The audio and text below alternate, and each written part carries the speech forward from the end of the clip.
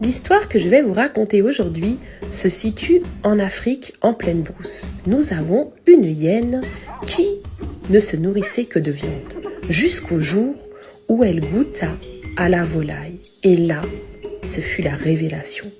La hyène, désormais, se jura qu'elle ne mangerait que de cette viande-là.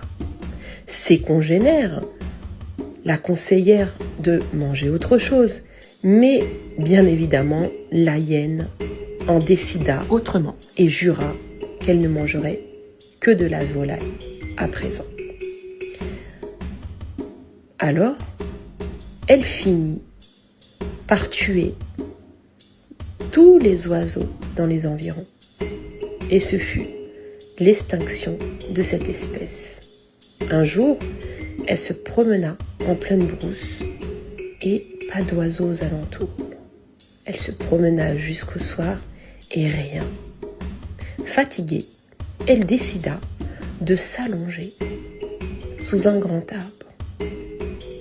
Et, au bout de quelques minutes, elle entenda le cri d'une chèvre.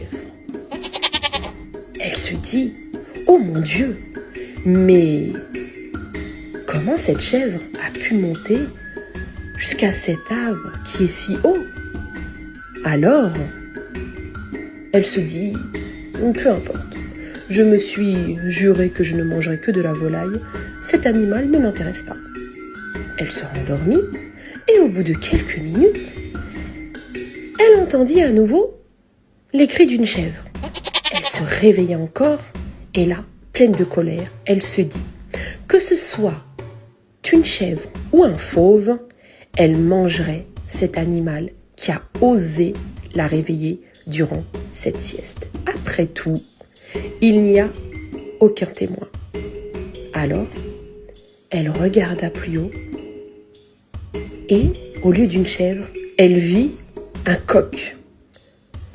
Elle lui dit « Toi, descends que je te mange. » Le coq répondit « Ni aujourd'hui, ni demain. »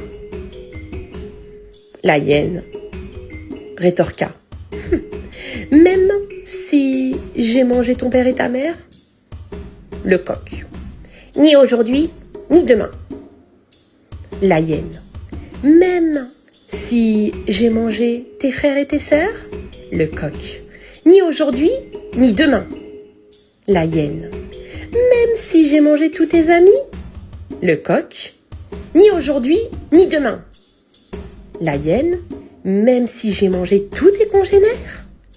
Le coq « Ni aujourd'hui, ni demain. » La hyène fut prise d'une rage immense et dit « Je t'ai tout mangé décidément, même ton espoir. » Et soudain, le coq descendit de l'arbre, se planta devant la hyène et la hyène, interloquée, contena sa faim et lui dit « Je t'ai dit que j'ai mangé ta famille, tes amis, tes congénères, tu n'es pas descendu. Pourquoi tu es descendu là ?»